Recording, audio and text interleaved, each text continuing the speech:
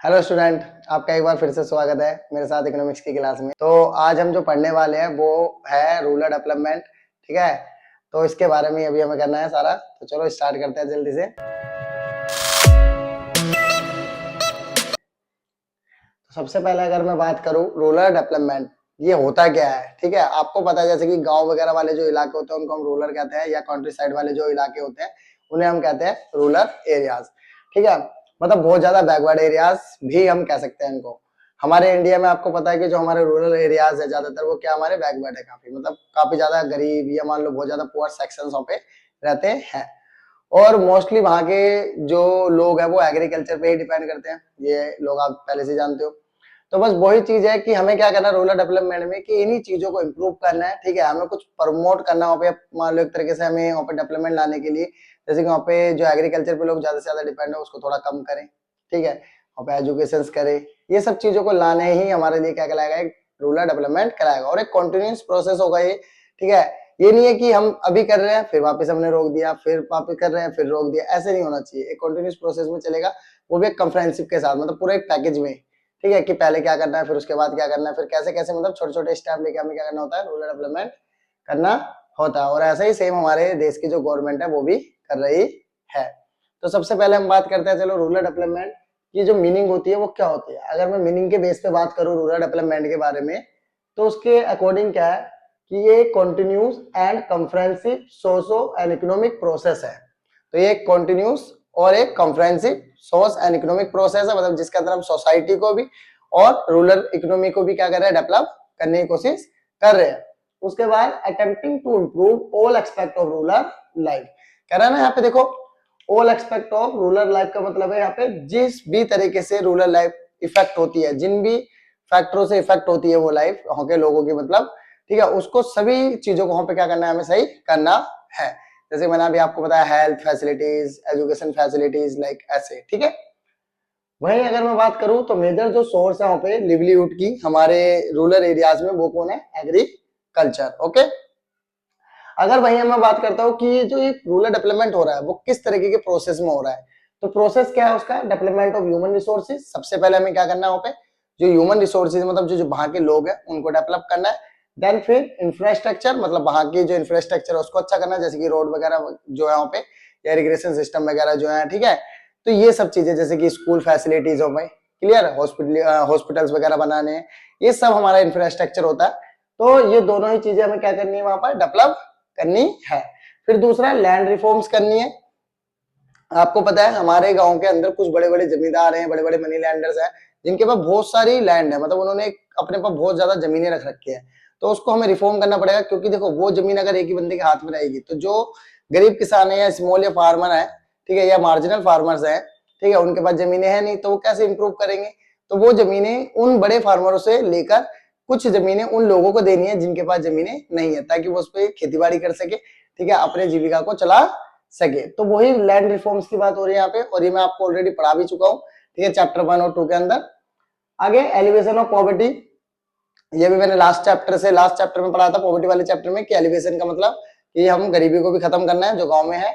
उसके बाद development of the productive resources, और साथ में हमें वहाँ पे प्रोडक्टिव रिसोर्सेज को भी डेवलप करना है, जिससे कि लोगों को ज्यादा से ज्यादा क्या मिल सके, वहाँ पे एम्प्लॉयमेंट मिल सके। तो ये कुछ एक प्रोसेस है जिसके अकॉर्डिंग हमें क्या करना है, रूरल डेवलपमेंट को करना है।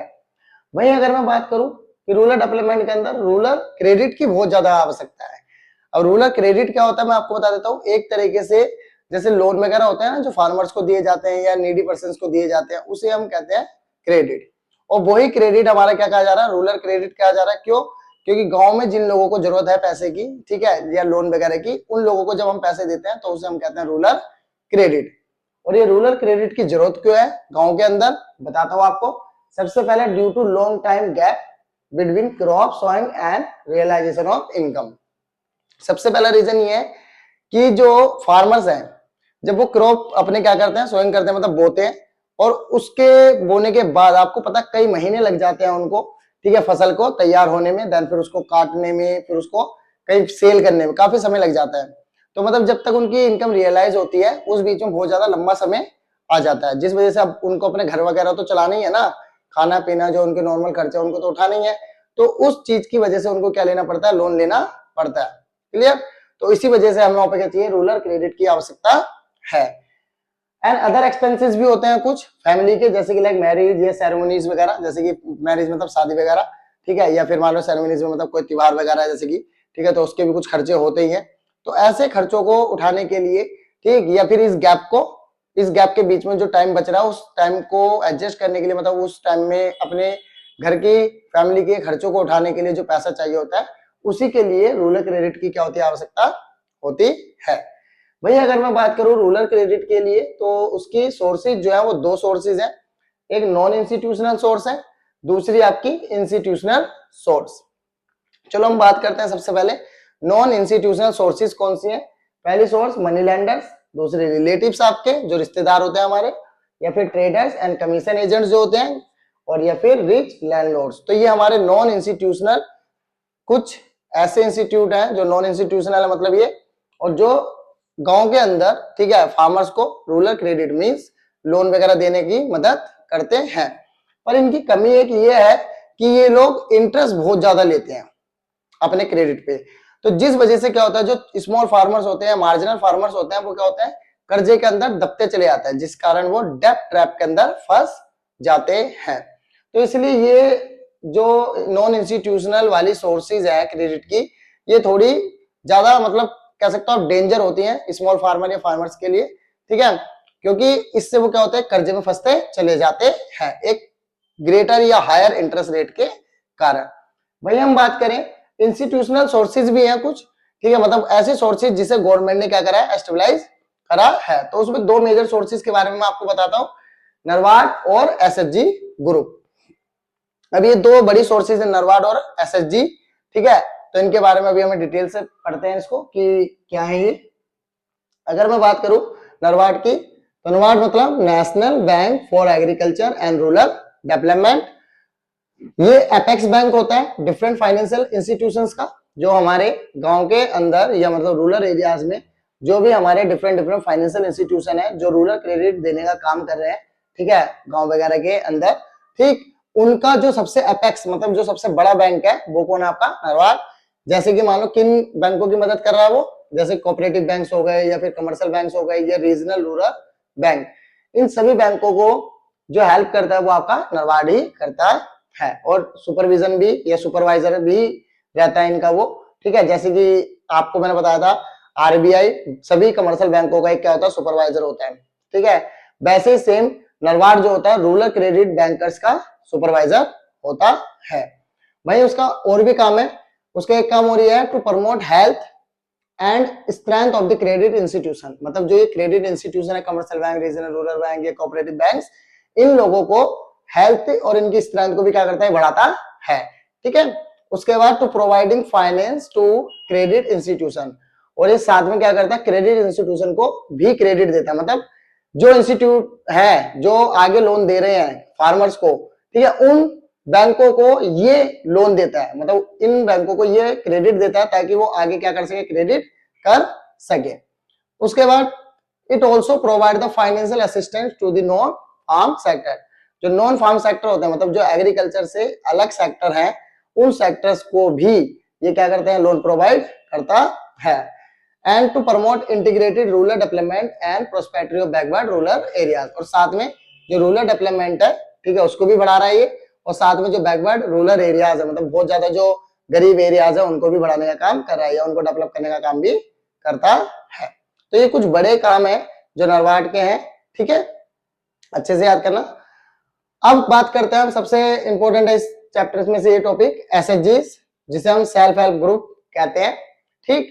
तो ये सेल्फ हेल्प ग्रुप जो है ये है क्या, आपको बताता हूं, देखो ये क्या है, बैंक लिंकेज प्रोग्राम है जो माइक्रो फाइनेंस के लिए चलाया गया। माइक्रो मतलब जो छोटे छोटे फाइनेंस होते हैं, ठीक है, ज्यादा बड़े अमाउंट के लिए नहीं, छोटे अमाउंट के लिए, ठीक है, जो स्मॉल या फिर आपके मार्जिनल फार्मर्स को हमेशा नीड रहती है, जैसे कि शादी ब्याह के लिए या सेरेमनीज के लिए या फिर नॉर्मल फर्टिलाइजर्स वगैरह खरीदने के लिए, उस तरीके के छोटे छोटे जो फाइनेंस होते हैं, मतलब लोन की आवश्यकता होती है, उन आवश्यकताओं को पूरा कौन कर रहा है आज के टाइम पे, एसएचजी मतलब सेल्फ हेल्प ग्रुप्स आपके पूरा कर रहे हैं। और इनका जो लिंकेज होता है वो बैंकों के साथ होता है, ठीक है, मतलब ये बैंकों के साथ कनेक्ट होते हैं, क्लियर। इनका एक छोटा सा काम क्या है कि जो सेल्फ हेल्प ग्रुप के मेंबर्स होते हैं ना, वो हर किसी छोटे बड़े फार्मर्स के घर घर जाते हैं और उनको बताते हैं कि किस तरीके से वो इंस्टीट्यूशनल, ठीक है, इंस्टीट्यूशनल क्रेडिट ले सकते हैं, मतलब एक सरकारी बैंकों से या सरकारी, ठीक है, इंस्टीट्यूशन से किस तरीके से वो क्रेडिट ले सकते हैं, और नॉन इंस्टीट्यूशनल, ठीक है, जो होते हैं हमारे मनी लेंडर वगैरह, उनसे बच सकते हैं, ऐसा बताता है और उनको ज्यादा से ज्यादा क्रेडिट दिलाने की मदद करता है। और इसमें क्या होता है कि जो एसएचजी ग्रुप के मेंबर्स होते हैं, ठीक है, वो मेंबर्स भी क्या करते हैं, अपना थोड़ा थोड़ा अमाउंट, ठीक है, इकट्ठा करके एक पूल तैयार करते हैं, ठीक है, मनी पूल, मतलब एक इकट्ठा अमाउंट होता है बड़ा सा, ठीक है, उस अमाउंट की भी ये क्या करते हैं, उस अमाउंट से मतलब जो नीडी पर्सन होता है इनका मेंबर, उसको भी क्या करते हैं, क्रेडिट करते हैं। तो ये कुछ बड़े काम है इसके, तो चलो पढ़ लेते हैं जल्दी से। पहला, एसएचजी जो मतलब सेल्फ हेल्प ग्रुप है, उनका टारगेटेड ग्रुप जो है वो है स्मॉल और मार्जिनल फार्मर्स, लेबर्स और आर्टिसंस। ये कुछ टारगेटेड ग्रुप है सेल्फ हेल्प ग्रुप के, जिन्हें वो मेन टारगेट करता है लोन के लिए। And to promote thrift in the small proportion by minimum contribution from each member. देखो कह रहा है ना, ये प्रमोट करता है थ्रिफ्ट, मतलब एक पूल तैयार करता है, मनी पूल, ठीक है, वो भी स्मॉल प्रोपोर्शन, मतलब एक छोटी छोटी रेशो के साथ अपने हर एक मेंबर से कंट्रीब्यूट करा कर, और फिर फ्रॉम पूल्ड मनी, और इसी पूल्ड मनी से जो यहाँ पे इकट्ठी करी गई है, उसी पूल्ड मनी से क्या करता है, क्रेडिट देता है अपने नीडी मेंबर को, मतलब जो भी मेंबर को जरूरत है पैसे की, उसे क्या करता है, लोन प्रोवाइड करता है। भाई एक इसका सबसे इंपॉर्टेंट काम ये भी है कि सेल्फ हेल्प ग्रुप एक काम और कर रहा है कि ये हेल्प कर रहा है in the empowerment of the women, मतलब जो एम्पावरमेंट है, मतलब वुमेन्स को भी बढ़ावा दे रहे हैं ये, ठीक है, जैसे कि मान लो वुमेन्स के साथ आपको पता काफी ज्यादा वायलेंस होता था गांव वगैरह में, मारपीट, या मान लो उनकी कोई रिस्पेक्ट नहीं थी, कहीं जाना आना, इस तरीके से कुछ प्रॉब्लम्स होती थी, तो उन प्रॉब्लम्स को खत्म किया जा रहा है इसकी मदद से। क्यों? क्योंकि औरतों को समझा रहा है कि उनके राइट्स क्या है, ठीक है, उनके क्या अधिकार है, क्या कॉन्स्टिट्यूशन ने उनको राइट्स दिए हैं, ठीक है, तो उस चीज को क्या कर रहा है, सिखा रहा है उनको। इससे क्या हो रहा है कि उनकी एम्पावरमेंट हो रही है, मतलब वो सीख रही है, ठीक है, ताकि वो अपने हक के लिए लड़ सके। तो यही एम्पावरमेंट का काम भी सेल्फ हेल्प ग्रुप करते हैं, तो वुमेन्स एम्पावरमेंट का काम भी कर रही है। ओके, फिर ये इतना होने के बाद रूरल क्रेडिट अच्छा तो हो गया, पर अभी भी कुछ ऐसी प्रॉब्लम है रूरल क्रेडिट के सामने जो उसे फेस करनी पड़ रही है, ठीक है। तो जैसे कि देखो, सबसे पहली प्रॉब्लम है उसकी इनसफिशिएंसी, मतलब जितना पैसा चाहिए रूरल क्रेडिट के लिए, ठीक है, उतना पैसा नहीं है बैंकों के पास, जिस वजह से इनसफिशिएंसी हो रही है, ठीक है। उसके बाद इनएडिक्वेट कवरेज ऑफ इंस्टीट्यूशनल सोर्सेज, साथ में हमारी जो इंस्टीट्यूशनल सोर्सेज है वो सभी जगहों पे कवरेज नहीं कर पा रही। आज भी बहुत से स्मॉल और मार्जिनल फार्मर्स हैं जो नॉन इंस्टीट्यूशनल सोर्सेज पर डिपेंड करते हैं, मतलब अभी भी ऐसे लोग हैं। तो इसीलिए ही हम कह रहे हैं कि अभी भी कि इंस्टीट्यूशनल जो सोर्सेज है वो हर जगह या हर एक फार्मर के पास नहीं पहुंच पाई है। ये एक इसकी इनएडिक्वेसी को दिखाता है। उसके बाद इनएडिक्वेट अमाउंट ऑफ द सेंसस, फिर उसके बाद ये जो अमाउंट को सेंसस करते हैं, मतलब ये जो अमाउंट देते हैं स्मॉल फार्मर या मार्जिनल फार्मर्स को, ठीक है, वो कभी भी उसकी मांगी हुई राशि की, मतलब जितना वो पैसा मांगता है, जैसे मान लो किसी फार्मर्स ने 2 लाख रुपए की जरूरत है, तो उसे वो 2 लाख कभी मिलेगा ही नहीं। उसे क्या मिल रहा होगा, या तो 17,000, 80,000, मतलब ये क्या हो रहा है कि एक इनएडिक्वेसी अमाउंट सेंसस किया जा रहा है उनको, है ना। तो ये चीज गलत है। तो बस उसी वजह से उनको क्या करना पड़ता है, नॉन इंस्टीट्यूशनल फार्मर्स के, मतलब जो नॉन इंस्टीट्यूशनल सोर्स होती है उनके पास जाना पड़ता है, क्योंकि वो एज ए सेंसर नहीं हो तो क्या करता है, जितना उनसे मांगते हैं वो दे देते हैं वे लोग। तो यही रीजन है कि अभी तक इनएडिक्वेसी है अमाउंट ऑफ सेंसस में इनकी। ओके, फिर उसके बाद लेस अटेंशन टू पुअर और मार्जिनल फार्मर, और इनका एक और चीज है कि ये बहुत कम ध्यान दे रहे हैं, ठीक है, पुअर्स पे और मार्जिनल फार्मर्स पर। उसके बाद ग्रोइंग ओवरड्यूज, और काफी ज्यादा ओवरड्यूज हो जाता है। जैसे मतलब ये क्या करते हैं, किसी को लोन वगैरह दे दिया, ठीक है, अब पैसा आ ही नहीं रहा, मतलब वापस जो इंस्टॉलमेंट बनाई गई है वो इंस्टॉलमेंट नहीं आ रही, जिस वजह से बहुत ज्यादा ओवरड्यूज होते जा रहे हैं और पैसा इकट्ठा होता जा रहा है किसी किसी पे, जिस वजह से भी ये क्या हो रहे हैं, थोड़े फेल हो रहे हैं। तो ये कुछ बड़ी प्रॉब्लम्स है रूरल क्रेडिट, ठीक है, बैंक्स के सामने, जो इन प्रॉब्लम्स की वजह से पूरी तरह से जो जरूरत होनी चाहिए, जितना इफिशिएंट सिस्टम चलना चाहिए, वो नहीं चल पा रहा, इन्हीं सब कुछ प्रॉब्लमों के कारण। तो ये रूरल क्रेडिट के बारे में था आपका, ठीक है, और रूरल डेवलपमेंट के बारे में था थोड़ा सा कि क्या होता है रूरल क्रेडिट और रूरल डेवलपमेंट। ठीक, तो अभी के लिए इतना ही है आज की क्लास में, और अगर कोई भी इस टॉपिक के अंदर डाउट हो तो आप मुझे कमेंट करके बताना, ठीक है, ताकि मैं उसको क्लियर कर सकूं। ठीक, बाकी चैप्टर के साथ मिलते हैं नेक्स्ट क्लास में, तब तक के लिए आपको बाय। लेकिन उससे पहले आप पहले स्क्रीनशॉट ले लो इसका।